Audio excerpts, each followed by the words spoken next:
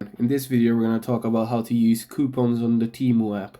So first of all we're going to find something to add to our cart. So let's say this nice jacket. We're going to add it to our cart and then straight to the cart we go.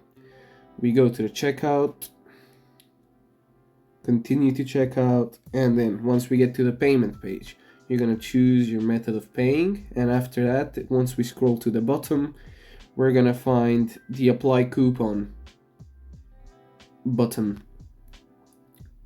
We just open it and we can type our coupon here. After we've done that, we can just confirm the order and pay, and we'll have all of the discounts or any kind of shipping bonus we can get. And yeah, that's pretty much how you use coupons on Temu. So thank you for watching, have a great day, make sure to like, share, subscribe, and see you in the next one. Goodbye.